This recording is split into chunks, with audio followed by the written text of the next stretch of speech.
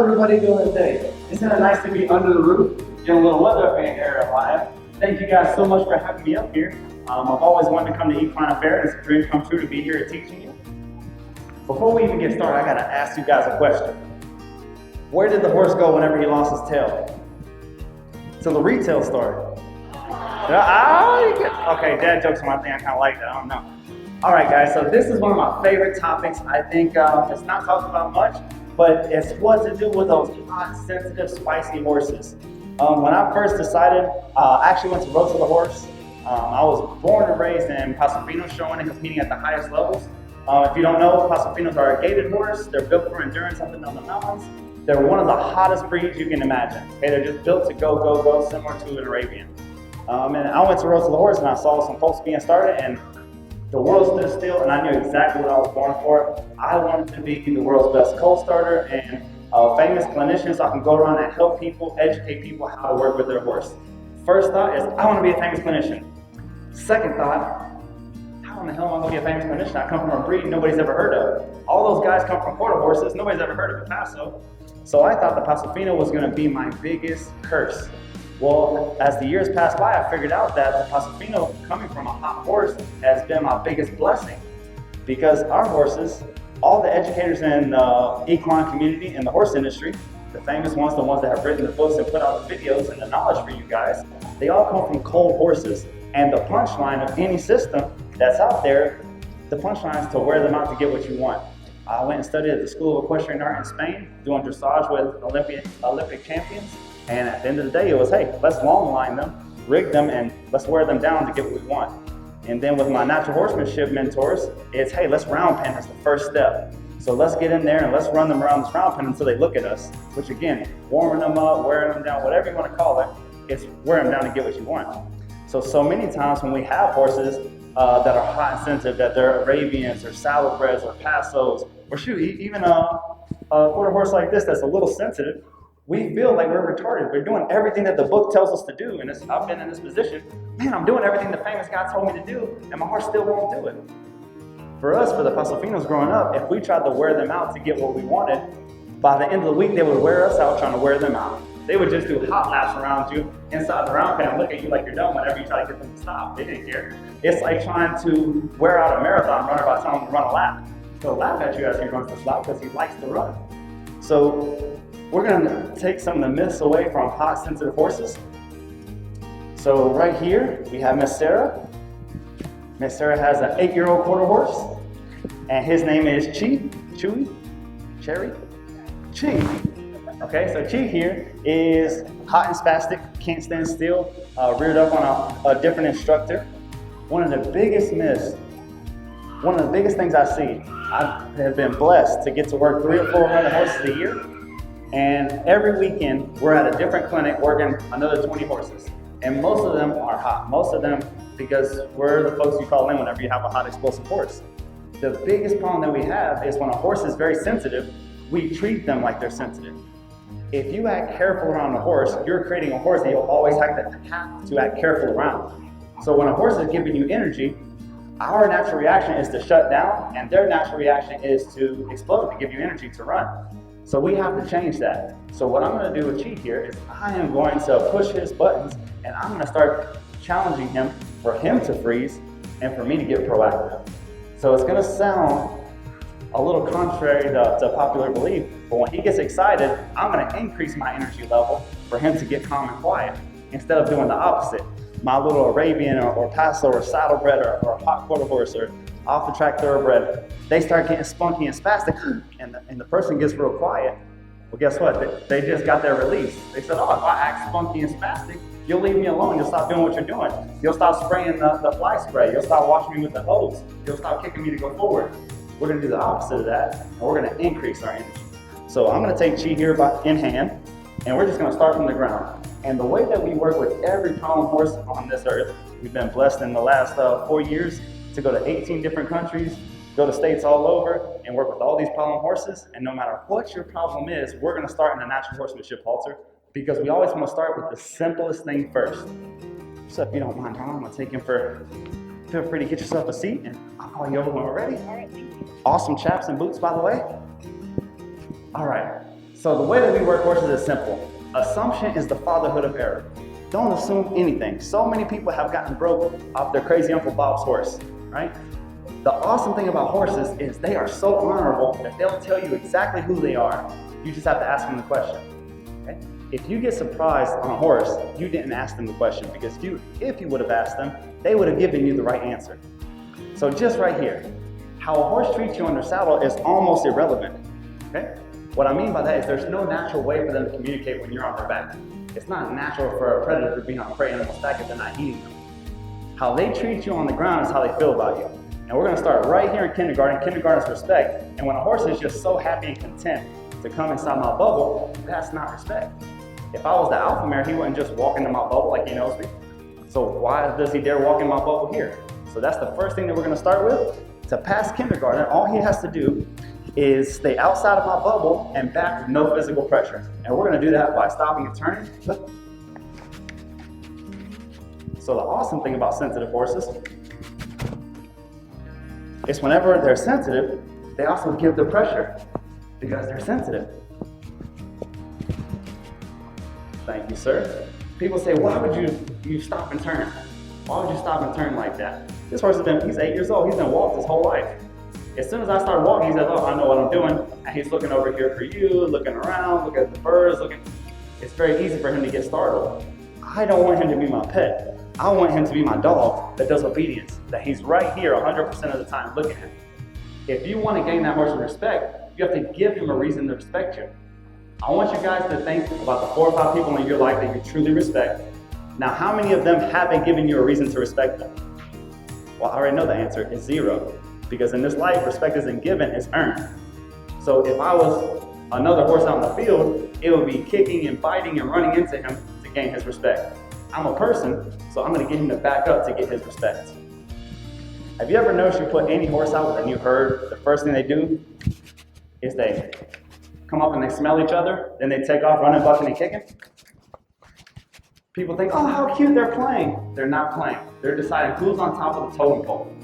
Whether it takes 20 minutes or 2 days, they keep up the squabble until they figure out who's the alpha and who's the beta.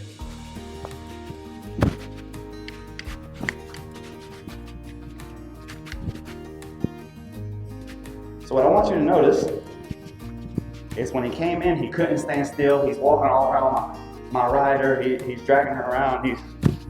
It's like he has hot feet. But you say, hey, he's never been in an arena like this in front of 1,000 people. There's a lot to see. I don't want you guys to leave here thinking that variables don't matter. Your friend fell off. What does that have to do with you? Okay? Oh, the barn's in front of you. What does that have to do with you? Only thing that matters is that horse is giving you its respect and its undivided attention. If you have that, it's amazing how many problems disappear. Oh, you're riding a stud, he's studied. It wouldn't matter if he was giving you his undivided attention, he wouldn't be looking. Oh, the horses on the trail got out in front and my horse wants to get there. Again, if you have their undivided attention, that wouldn't matter.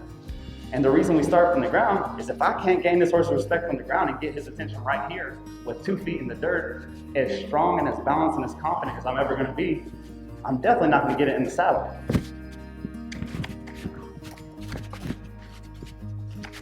So notice everything that I do, I'm going to ask nicely, give a warning, and then start putting pressure. This is a concept that a lot of people don't understand. If I can't get his attention right here, there is no magical pixie dust that's going to sprinkle out of my keister whenever I swing my leg over. Getting in the saddle will not help me, okay? I know it's funny, ain't it? I like that kid right there. He's all right. All right. All right, he stays out of my bubble. He is backing up with no physical pressure. Now we can move to first grade. I don't care if it takes 10 seconds.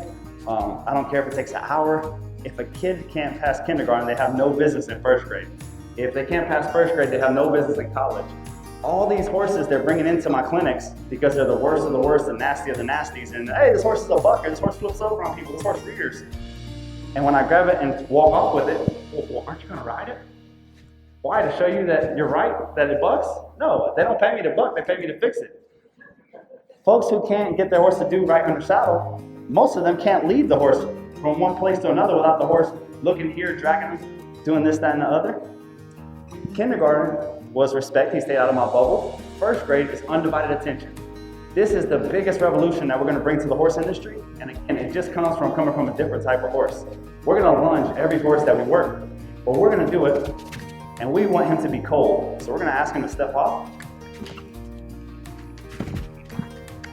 and we just want him to walk a circle around us and look at us at the same time. This is going to do two things. It's going to let me know that I have his undivided attention, and it's going to let me know that the steering wheel is working.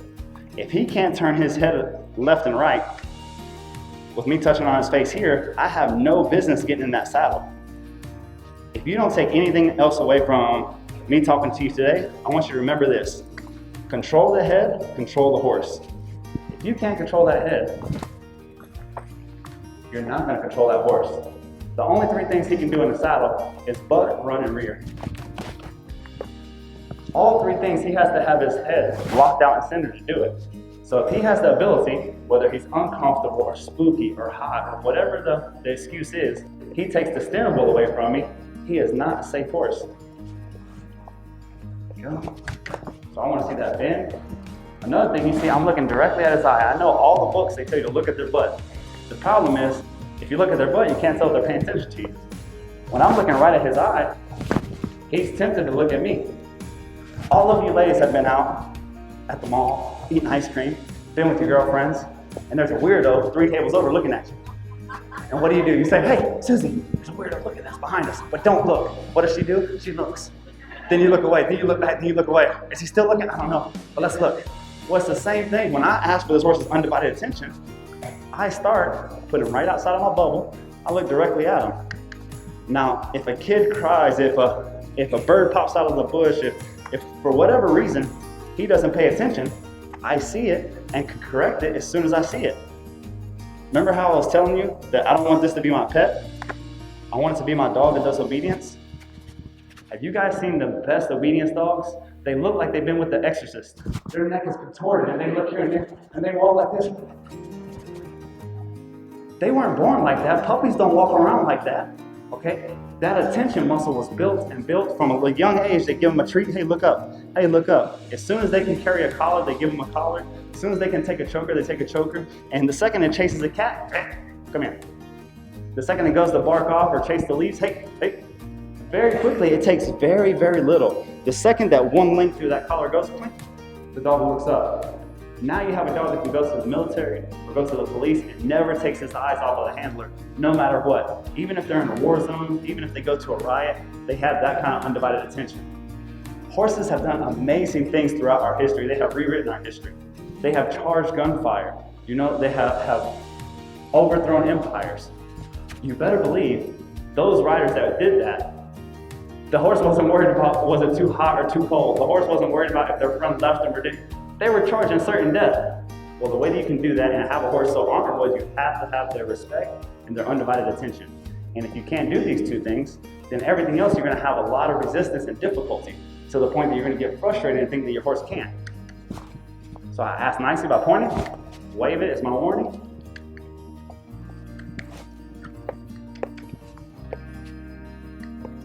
Change directions. Again, my goal is to keep him cold. You see, that was my lunging session. He just passed first grade. You see, he's not sweaty, his nostrils aren't flared. There's a reason for that. I truly believe we've been doing it wrong for centuries with horses. If you see a prize fight, is there any boxing fans or UFC fans in the building? No? Oh man. Okay, well I'll tune you in. There we go, one boxing fan up there.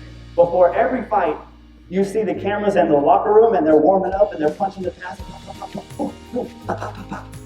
Why would you waste any energy before a fight? One of the world's most strenuous sports. The answer is simple. If you don't get hot and sweaty, if you don't get some adrenaline going, if somebody slaps you, it would shock you and freeze you up. Then you would get fumbled. Okay? So you get hot and sweaty and you get your lungs working, get your adrenaline up. Now you can go out there in a fight and you can get punched all in the head and just keep going forward like the Terminator. People have been doing that wrong with horses for 1,000 years. They get them hot and sweaty and then try to teach them something. Well, that horse's adrenaline is up. That horse is feeling less. That horse is ready for an argument. I want him to be as cold and sensitive as possible when I try to communicate and teach him something. The next thing I want to see is that he drops his head. Thank you very much. He didn't give us much resistance, so I'll go through how I teach this. I want you to pet his forehead. Put your forearm on his forehead. There's a lump of bone right here on the top of every horse. Grab him by the nose band here and ask him to bring his head down. If he doesn't hold pressure until he drops a centimeter, an inch, anything he gives you, release and pet. There is no excuse for any horse out there to not drop his head below yours. If that horse, for whatever reason, is picking his head up and shaking it or not trying to take the bridle or do anything like that, he can't tell you any clearer, hey, you're not the boss of me. No, I'm not going to give. No, I'm not going to do. I've had horses at clinics that they've never been able to put the bridle on without tying them down to a pole or something, okay? Every horse, no matter how big, how small, horses with ear mites, horses with missing half an ear because they're rescued, got it chopped off somewhere, if they respect you, they will drop their head to you. If they don't respect you. If your vehicle doesn't respect you, you have no business riding. Is everybody with me? If Honda said, no, I'm not going that way today, you wouldn't ride Honda. That's just how it works. People all around the world hop on Cookie. Cookie says, I'm not standing still, I'm not gonna turn, I'm not gonna do this. It's okay, Cookie will take care of me. That's flawed thinking. That's gonna get you in trouble. Once we have that, now we're ready to teach. The first two things were just me establishing my relationship with him understanding, hey, I'm the alpha, you're the beta, I'm the driver, you're the vehicle. The first thing that we're gonna try to teach him is how to freeze up. And I know, again, this is not industry standard. Industry standard says, move the feet, control the horse. Guys, I'm telling you, it's a horse. It has 4 feet, it's going to move. When horses break down, they don't go. When horses break down, they don't whoa. So don't worry, your horse will move. If this horse didn't have a saddle on, I would cinch prep. He has a saddle, so I'm gonna flank him. And if I do a dozen horses in a day at a clinic, I go through these steps with every single horse because that lets me know who I'm riding. Can you imagine riding 300-400 horses a year and trying not to be hurt? The only way you can do that, and all of these are problem horses, the only way you can do that is by asking the horse who they are. So the time that it's taken, most of it is just explanation. Because as far as this horse goes, as soon as he passes the test, I'm moving on to the next thing. Straight to his nose. The reason I bring it to his nose, this is his investigation center. Immediately I'm gonna step to the side, go to his cheek. There you go, his back. And I'm just poking and prodding and touching and see if anything is gonna bother him. And the moment I see that it's not bothering him, I'm done with it. You pay me to make the horse uncomfortable to see who they are. A lot of folks, I was raised in the show ring and our job was to make the horse look good, no matter what. So there would be a lot of classes that you would go out there and you would carry your hands a certain way, you would sit a little sideways, you would hold your breath, you would keep one leg off, whatever it took to make the horse happy. As a horsemanship trainer, I'm doing the exact opposite. I'm trying to fluster the horse or bother the horse so they show me where their resistance is, so it shows me what's going to happen.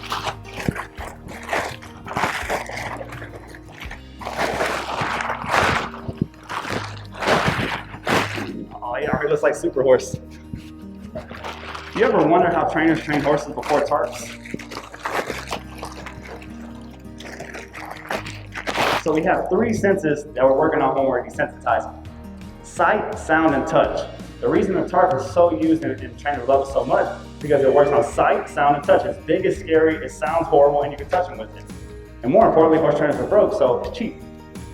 The great thing about this is I do not like when people use controlled environments to make the ideal world. And that's really where a lot of these sensitive horses get in trouble. If we use the round pen or we use the arena like the ideal world, well, guess what? Does anybody here believe we live in an ideal world? No, you're right. Shit happens. My grandfather would say. So you step one side out of that arena and then you get into trouble. So I want to use this arena or my round pen or wherever I'm at to make this horse think that the blue goblin is going to kill him, that the flag stick is after him, that the ball is going to get him. And time after time, we make it through together. He comes out unscathed and he realizes that he's not going to get hurt. Very quickly, we're building a bond together where he realizes that even if he's uneasy, even if he's scared, that it's going to be okay, that we're going to make it out together, and I'm going to lead him through it without having any problems. So he's freezing up pretty good now. Remember, this is the same horse that didn't want to stand still earlier. He's frozen. The very next thing. Everybody here knows it's 2019, you want to be educated, so you know that flexing is good. We shake our heads, yes. Flexing is good. Desensitizing is good. Both of these things at a standstill are about as useful as your steering wheel and your brakes in a parked car. They're not very useful at all, okay? You don't get hurt at a standstill unless you've been drinking too much. It happens.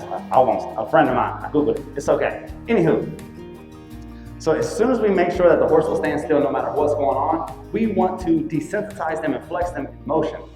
Whenever you do this, be aware. That horse might freeze up and soul up with something scary on his back, but the first step of motion that he takes, he might pop. So we're gonna step him off to the side here. He takes it fine in stride. Now we're gonna go right back to kindergarten. Hey, he has brakes with something scary on his back. That's what we want to see.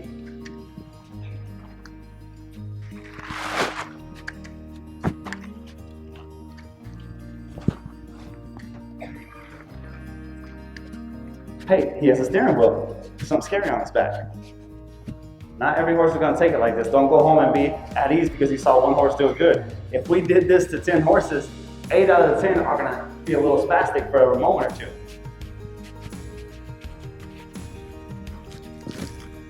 Do you notice the pattern that we start from his nose every time, come up on his back? Everybody talks about desensitizing the left and right side of the horse, and that's true, they have a left and right side. But they also have above and below. There's a blind spot above them. That's why a lot of people get hurt whenever they stick their hand in their pocket to grab their phone or grab their water bottle. And that's the reason a broke horse would jump over a wet spot in the sand as if it's the Grand Prix jump. Because they don't get a lot of desensitizing here. Don't be afraid to desensitize this, as it's important.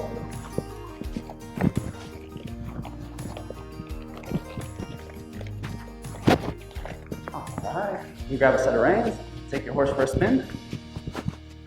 So I wouldn't care if this horse is 3 or 30. I wouldn't care if this horse was a pony or a Percheron, an Arabian, a thoroughbred. You tell me that he ate 3 people. These are my tests. This is what you have to pass. If you pass this, we're riding. So some people are set back because we'll do cold starting.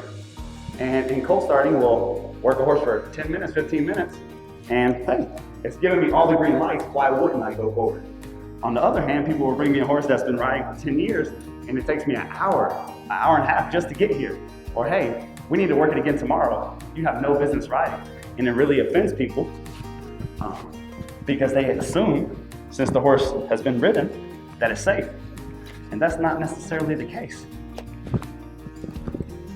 All right.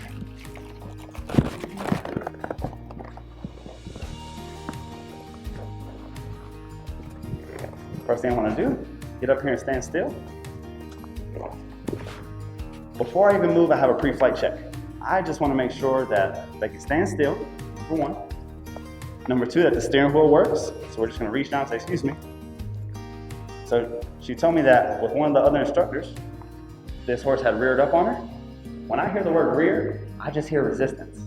Again, the horse can only do 3 things from the saddle. That's buck, run, and rear. All 3 things, they have to be locked out in the center. Rearing is you pulled one way, they pulled another, and they end up in the air. They ended up in the air, and the person starfished. Ha! Starfish means take your hands and legs off of them. Ha! Because they're normal, sane people. And the horse gets a release, and that becomes habit. A lot of horses buck into the canter. Same thing. They're nagging them and nagging them and nagging them at the trot. The canter, the horse throws one crow hop. Ah! They starfish, take their arms and legs off of them, stop asking. The horse gets a relief. Oh, if I don't want to go faster, I don't want you kicking me, I'll just crow hop. All of it comes down to is as simple as pressure and release. Everybody here, whether you are a professional trainer or not, are all horse trainers. If you come into contact with the horse, you're training that horse. Now, whether you're training for good or bad is yet to be seen. Next thing I'm going to do is I'm going to let it walk off, look at me, extend my arms. Oh, all right. Nice Western horse like that. Did you see how he just laid on my hands? Okay, that his rear end didn't come under him. He didn't try to stop.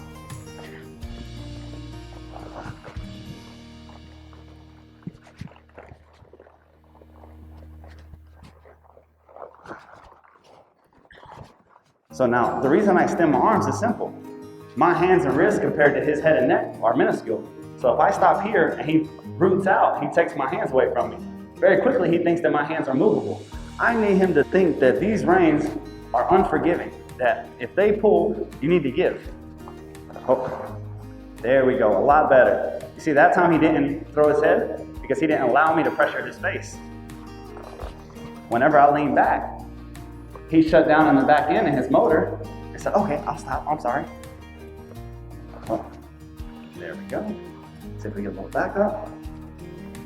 Perfect. We'll do one more thing before we get off riding, and it's called a spiral. What we're gonna do is we're gonna turn the horse's head to the inside, and this is great for runaway barrel horses, off-track thoroughbreds, super hot horses, sensitive horses. Instead of fighting with them and pulling them back to slow down, we're gonna touch and release to the inside, touch and release to the inside. Then we're gonna stop, just like this. You notice how I stop crooked? It's for a reason. Then I'm gonna ask him to back up. And I ask him to back up just with pressuring the outside hand. Now, a lot of folks are scared to ask a horse that rears to back up, especially with any initiative. Right. And release. Sir, do you have any idea why I back a horse crooked? If a horse is the most powerful in a straight line, everything a horse does, they spend their whole day with their head in the grass getting fatter. Right before they make a move, their head pops up, their nose pops out, and they take off. All their power is in a straight line, right? So if I can take him off center, now I'm putting the ball on my court. You see, where does he want to take his head when I make him uncomfortable? He immediately wants to pull his face back.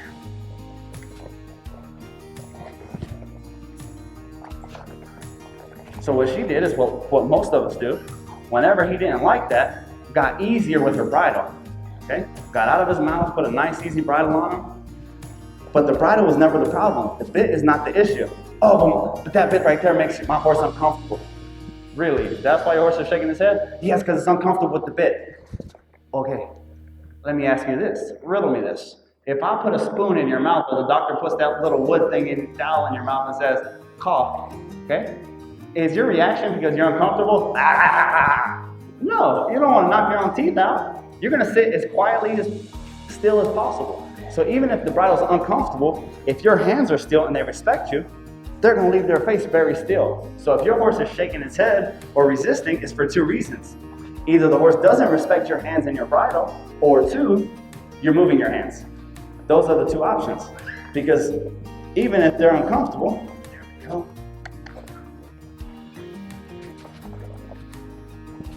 Very nice. Even if they're uncomfortable, if your hands are still and you're doing right by them, well, it's just sitting on their face or laying in their mouth or whatever, depends on whatever you're using. But if you're not using it, then it's not a problem. Does that make sense, guys? All these horses that come and they have shaking heads and they're rooting out and they're doing this, they're not putting more pressure on something that's uncomfortable because they're uncomfortable. They're putting pressure on it because they're trying to find a release. There we go. Notice he's not trying to rip his head away from me now. When I was making him uncomfortable before, he was looking to root out and take his head back to center. Perfect. Now he's soft and easy. Let's move him off. See how he is. All right. So you notice how he picks his head high. When he picks his head up, kind of hauls out back. He kind of has a bit of a rough trot. I imagine if we could drop this guy's head, I don't know, 8 inches, get him close to horizontal, head to butt being level and even, I bet he's going to smooth him out. So I'm looking to drop his head, and the reason for that is when his head drops below his withers, it releases an endorphin that kills adrenaline, that kills tenseness and tightness. This is very important when you're talking about the spooky, sensitive, explosive type horses. Have you noticed what they do in the field? Remember we went over it? Every time a horse explodes in the field and runs off, they pick their head up and their nose up and their tail up and they take off, right? Well, if that's what wild looks like, domesticated is the opposite. Western pleasure horses and cutting horses and reining horses, they don't have their head down just because somebody thought it was a cute idea. No, it's because the lower their head are, the more relaxed the horse is. The more relaxed the horse is, the more under control they are. It's the same thing as the dog that walks the person and the person that walks the dog. The person that walks the dog is here paying attention. The dog that's walking the person is at the end of that leash dragging him, looking for stuff. When he picks his head up and his ears up and he gets tight, he's looking for stuff on the trail or on the arena or wherever he can to get bothered and tense about. So now, to make this as quick of a transition as possible, notice how horrible my hands look. Because if you're using a snaffle or a halter or anything that is direct contact, wherever you put your hands, that's where you're asking for that horse's head to go. There you go. Big release when he drops his head. There we go. Everything that I do in colt starting and following horses, in the beginning, it's super exaggerated. And I've won several national championships in the show ring, but when I get there and I do that, then the horse is finished. I can put my hands where they're supposed to go in the box. Up here, look pretty, look nice. Make sure my hair's down. Hello. But when I'm working a project horse like this, I'm trying to be as exaggerated as possible. Say, hey buddy, I want your head down here.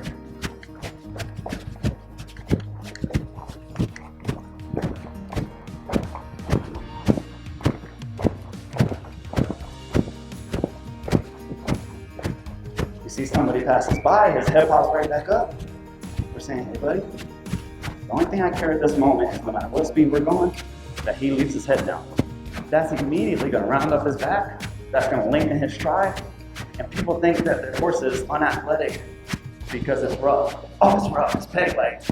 It's amazing that exact same horse, a few days of training, getting it soft and supple in the head, getting it to drop its head, the same horse will be smooth and easy. The same horse will be able to sit and trot. So that's what we're trying to do with this guy. Notice whenever he picks his head up and looks, I pick on him and release. Pick on him. There we go. Now once his head's down, we stop. Back up. There we go. Now look how I'm trying to get control of his head before I start working with the obstacles and start bothering him. Guys, I will tarp and flag and ball and do anything to any horse once I have control of their head.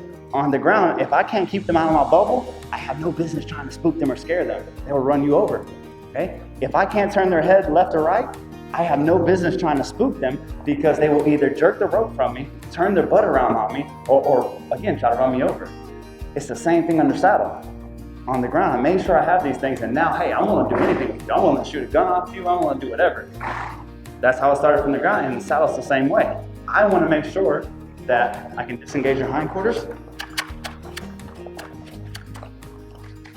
So you see right here, I'm pulling his head to his butt, and you see how he really doesn't want to give? There we go. I'll pull his face back here. I want you to think about something. If you control their head and their butt, where are they going to go with the middle? If you got the front and the back of the vehicle under control, they can't dictate where you go. So just like leading, we're going to do the same thing. We're going to come up here and we're going to play some soccer. What I'm going to do here is sit back, look up. All right, buddy, way to do a good job and not give me anything to teach. I appreciate that. So you know what happened was you knew you were coming here and you wanted to, I don't want him to look too horrible, so I'm going to fix him. And then you fixed him. What I want you to do is this. What I want to take away is this. When it comes to the saddle and spooky horses and getting sensitive, and don't be afraid to push their buttons, okay? The more that horse gives you, the less they'll take away from you. A lot of times, sensitive, spooky horses that don't stand still, we ride them like a ticking time bomb. Like, oh, we don't want to pull on him too hard. You know, we don't want to, he rears so we can't back him up. Okay, oh, he doesn't like it when we go left or right, so we're not going to flex him anymore. And the less that you make that horse give, the more that he takes from you. You get the horses that flip over backwards, and hey, one of the first things I'm doing is, hey, stop. Giving them a good stop and asking them to back up. Because it's our natural instinct, because if you're a sane human being, you don't want to get flipped over on, and we stop doing the things that make them uncomfortable. Guys, it can't be too hard if a horse trainer does it. Okay, horse trainers we're not very smart people. Okay, our job, you bring me a problem horse and I diagnose it, and your horse doesn't like water. Guess what we have to do today? Go to the water. Oh, your horse doesn't like the load. Guess what we have to do today? Load. Oh, he's spooky. Let's spook him. Okay, oh, the horse tries to run away. We have to stop him.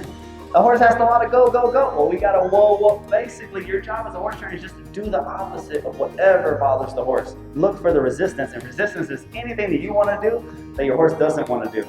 So what you want to take away from this is if the horse is spooky or this, that, you have to treat them like the horse you want them to become, not the horse that they are.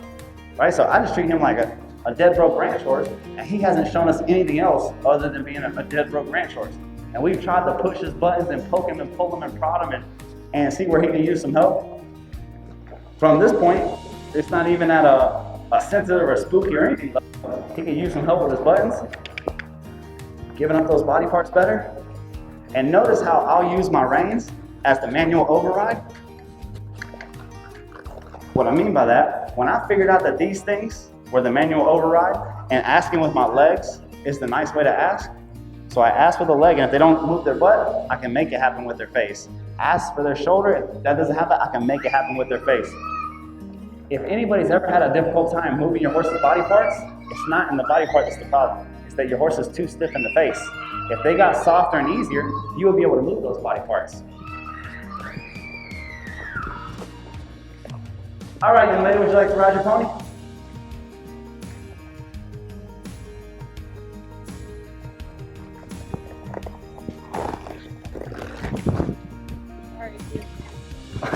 That's okay. You never have to apologize if your horse is too easy. I get a lifetime of the opposite. I'm sorry he tried to kill you. So it's okay. No worries. Here, hop on. Yeah.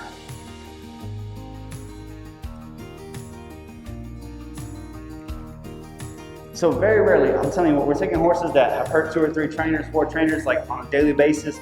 Out of a dozen horses we have at the ranch for training right now, 6 of them have put people in the hospital.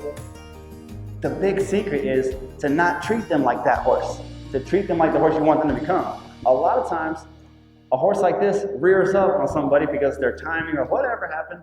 Then they come and tell you, watch out, sir, he rears up. And you already changed your approach of what you would normally do with a horse just because somebody told you so. That's why I'm telling you guys, assumption is the fatherhood of error. You have to treat the horse like the horse you want it to become. So if I'm starting a colt, I walk around them big and bold and shake tarps and grab stirrup leathers and get on. And all of a sudden they take it, it's no problem. With the same person, the next person comes and they treat that young horse like it's a young horse and the horse acts like a spaz. Okay? So I just want you to be in control and say, hey, you are gonna do this, you are gonna do that. Did you guys notice, and again, it's small things, and you'll see me get very picky about small things, so big things don't happen. When he came in, that he was fidgety, that he just couldn't stand still. Look, you have a horse right there that he looks like he's at his favorite speed right now. Okay, he is right here. When he came in, he's dancing around, he's walking all around you.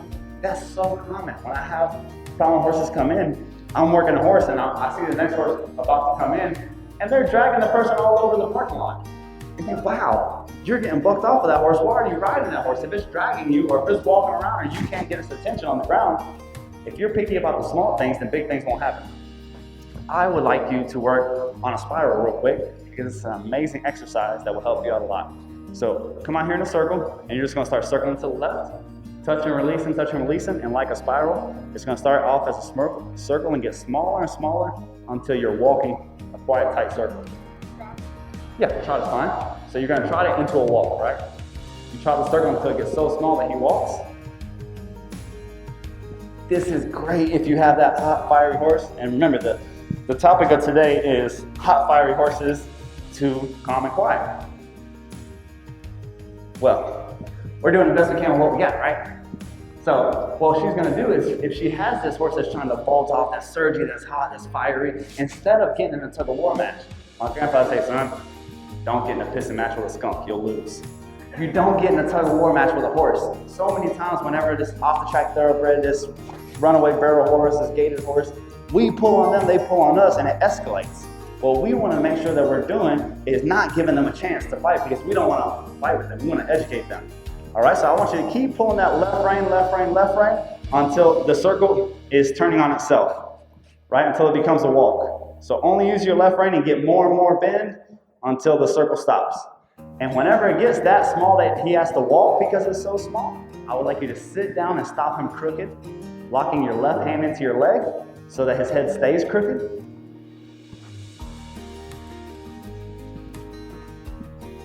Stop, perfect. Left hand into your left leg. Now with your right hand, pull and release until he backs up crooked. There you go. Every step he takes, you release. Again. Perfect, perfect. Notice how that horse immediately, when he starts giving, he's breaking from the pole. The pole is the region around the ears. He starts dropping his head and looking for that release. Well, imagine on a hot, sensitive horse, if you had a button, you could say, go to sleep. That's essentially what we're doing, okay? We're getting this horse where we can just pick up the reins and drop him below drop him at the vertical, drop his head down, get him at horizontal. A lot of sensitive hot horses, as soon as something makes them uncomfortable, they pop their head up, they get excited. All right, bring him down here. I want you to do it on this end and do it to the opposite side. You can trot him down. Does that make sense to everybody? We drop the head below the withers, we're releasing an endorphin that kills adrenaline. Imagine if your horse won't walk. You have the I won't walk horse. Imagine if every time you gave him the freedom after backing him up crooked, which is difficult for a horse, you gave him the freedom on a loose rein to walk off. He takes 3 steps of walk and immediately he goes right back into that circle to the other side, and you break him down, back him up, make him think, then you release him again. He's so confused that you have the audacity to release him that he relaxes. So many folks, the horse is going to go faster, so they pull back. Well, as long as that horse is up here and in frame and biting on the bit and pulling on the reins, he can't relax like that. You imagine if somebody was pulling on your face, relax, relax, relax, it's okay, relax. You could not relax like that. Somebody has to just leave you alone. Give them a chance. So the 2 methods that I love to use for getting a horse to walk that will not walk is spiral after spiral. You give 3 or 4 good spirals to a horse that you gave him a complete loose rein. Say, here you go. And you sat back, and if he walked off, he immediately walked off and started turning to one side, backed up, released the reins again. If he walked off on his own to the other side, you're going to give the hottest of hot horses 3 or 4 of these, and all of a sudden, whenever you ask him to go forward, he's going to say, are you sure? Are you sure? You really want me to? Is that good? Is that good? Yeah, that's good. That's good. Relax. Let him go. The other thing we do is this. I get a hot sensitive horse that can't walk, and I get him on the trail. Remember how we fixed that stop early on? His stop is unacceptable. Whatever we have on you, whether it's a halter, a bridle, a bit, shanks, no shanks, if I sit back and say, oh, you better stop like the Grand Canyon's in front of you, I want you to show them a good stop. So gather up on the reins, and you're going to trot off, and then shut them down. Yeah, straight is fine. Nice, that's what I want to see. Did you see how that back end just came right up under that horse? That's the stop we need. And the reason is this. If you can stop your horse can walk. What I mean by that, so many people stop a horse as if they're throwing an anchor out of a ship and dragging it along the ocean floor and waiting. Please stop. Please stop. If at a walk or a trot, it takes you 4 steps to stop your horse, if that horse gets hot, excited, scared, spooked, mad, upset, sees the farm, you will not stop the horse. That's what I'm saying. You gotta be picky about the small things so big things don't happen. All right, so you say, hey, that still doesn't solve my walking problem. Boom, she stops. She drops the reins. She's gonna wait for 1 to 3 signs that any breed is gonna give you. He's either gonna drop his head, take a big exhale, or cock a hip out. When he does any of those 3 signs, with her relaxed body, not picking up, not getting a tight core, she's sitting up there like a sack of potatoes, I just want you to squeeze your legs just enough to get the first step of walk. Release your legs and let them walk off like that. So squeeze your legs and release. There we go. Now she's gonna go down the trail and you're gonna say, well, my horse is only gonna go 2 feet. He's gonna speed up again. He's gonna give her 1 warning with low hands. Hey, I said walk. And if he disregards that, she is gonna stop the bejesus out of him, okay? And when he's scared of the bejesus, then he is going to, every time you pick up the reins, yes ma'am, okay. Sometimes I have like a small trail that we like to walk on for horses that don't walk. And it's like a 20-minute lap if you're walking. Sometimes that lap on day 1 will take me an hour and a half because I am literally not going anywhere until you stand still. And if you dance here, right here. You dance here, right here. You go forward, I back you up, you go backwards, X marks the dot right here. Very quickly, he finds out that this is the only place that I release the reins. Release being the important part. Anybody taking notes? Release. So many people, they want the horse to stand still and they grab up on the reins to hold them still. And that's just adding more fuel to the fire. You have to say, nope, nope. Right here is the only place you're getting a release. As soon as they hit this spot and all 4 feet are standing still, they relax. And then I ask for one step. Hey, the first time we may only make it 10 feet. I give him a warning, he doesn't listen, I stop him. But the next time we're gonna get 25 feet. Times of that, we get 50 yards. Times that, we get 100 yards. Day 1, that trail ride takes me an hour and a half. The next day, it takes me 45 minutes. Day 3, the 20-minute walking trail ride takes me 20 minutes. And the problem that has been through 3 trainers that nobody could fix, and that people have trying to wear this horse out, okay? Let me just run you, then you're gonna walk. They run the horse for an hour, the horse takes 1 deep breath. Okay, I'm ready to go again. Did nothing, right? The horse is ready to go. Everybody has that hot horse at home that just no amount of running wears them out. That is working with the link between their ears and making them say, hey, you're gonna do, that's all there is to it. And if you do that, you can get everything out of this horse and still not sweating, nostrils small, so everything we're doing, he's picking up. Would you play some soccer for us? Awesome.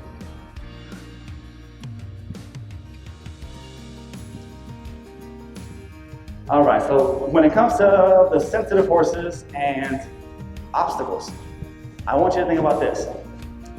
The 2 biggest problems in horsemanship are that people sit too far forward and grab too much reins. Universally, I go to countries that I don't have a clue what the people are saying, but the translator says they're sitting too far forward and grabbing too much reins. So we're gonna do the opposite of that. That's what good horsemanship is. If this horse gets scared of anything, on a loose rein, he's only going to make 1 or 2 choices. If this horse is going down the trail and gets scared of something in front of him, he's only going to want to make 2 choices. He's either going to run away right or run away left. Wait. My horse bucks, he's special. If your horse bucks because he's scared of something, look at your hands. Do you think if a bear was chasing this horse, do you think he would just stand there in front of the grizzly? I'm a pony. No, he would take off like a banshee. Well, my horse rears. Again, bear scenario, nope, it's gonna take off like a banshee because running is their most natural instinct. So when horses do the opposite, when horses get scared of something and start bucking or start rearing, watch the person's hands. The horse wanted to move off, the horse wanted to get away with what they were afraid of, and the person grabbed them and took that motion away from going somewhere, and now they're bucking, now they're rearing. All right, so if you go towards the water for me, I want her to sit back, look up. Great job, buddy. Thanks for letting me teach. That's awesome. All right, I'm gonna tell you the scenario. This is how it works. Okay? I'm the horse. Horse comes here. The horse looks down. The person gets scared because the horse looks down, so they snatch him in the face. They just said, hey, that's acid water. 2 seconds later, they're kicking the horse to get into the acid water. The horse is saying, are you crazy? It's acid water, we'll die. So he can't go forward because of the acid. He can't go backwards because we're kicking. He can't go to the right because we have tight reins.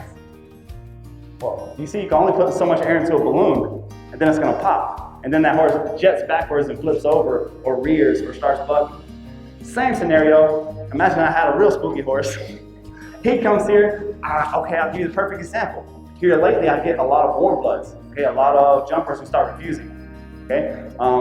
They come up to the jump, and then they eject the rider off and say, get out. Okay, they're riding in suppository with stirrups, and it's a big horse, you understand how it feels.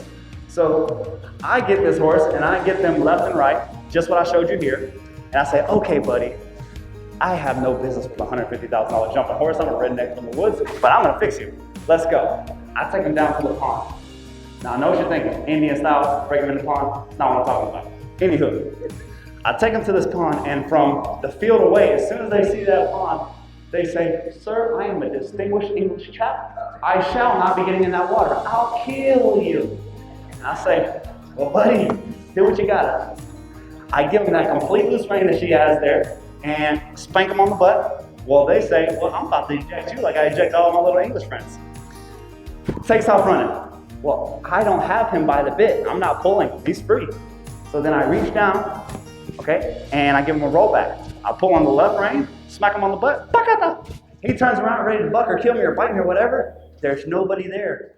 So he goes forward. Then I grab him by the face, turn him.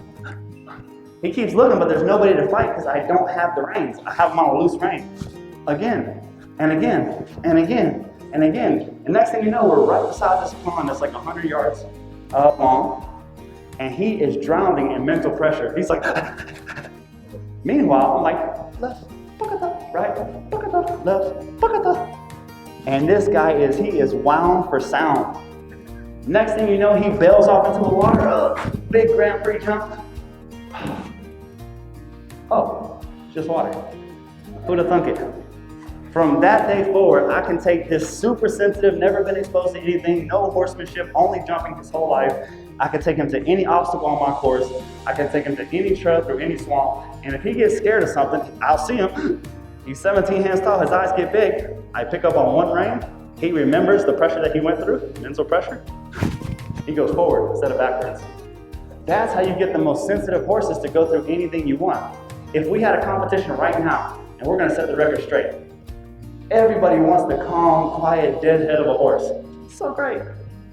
If I had a competition right now and I said, hey guys, we are gonna have an obedience competition. Everybody here pick a dog, okay? You get 2 days, and at the end of 2 days, whoever has the most trained dog from scratch, you're gonna win $20,000. Nobody will show up with a Basset Hound, okay? Nobody's gonna show up with Beethoven. Nobody's gonna show up with a Bulldog, okay? Everybody's gonna have Border Collies and Blue Heelers and Australian Shepherds and things that are spastic. Why is that? Because the more sensitive the animal is, the easier it's gonna be for learning. In our society, whoever is the most driven, the most hardworking, the most insanely on focus and on point, we write books about them, we make movies about them. Those same qualities in a horse, we condemn them. He's hot, he wants to go. He's always trying to work. It's horrible. God damn, I wish I had a couple employees like that. You know what I mean? It's the same thing. So much of it is just because our education has come from folks who have cold horses. Well, imagine if everything you do in your system works every day, and then you get this one Arabian in and your system doesn't work. It's easy to think, crazy Arabian. Oh, you get a gated horse in, it doesn't work. Around him, he's still not calm. It's easy to think that it doesn't work when that's just not how they're geared. They want to work, the hot sensitive horse wants to work. So you have to work with the link between their ears. You have to go with the grain. You can't wear them out to get what you want, and you have to make your point clear and concise to the horse. Hey, you're gonna get mentally pressured until you do whatever we're asking. As soon as you do that, we're gonna release. No approach and retreat. Approach and retreat is for horses that want to quit. If you do that to Arabian or Paso, you'll desensitize them for 10 years. It's approach and approach. Hey, I'm gonna touch you with this tarp until you stop. If you stop, I'll take it away. Does that make sense? Everybody with me on this? Awesome, how are we doing on time?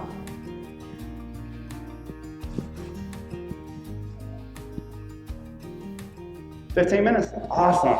Can we open it up for Q&A? Does anybody have any question about the hottest, sensitive, fire-breathing dragon of a horse?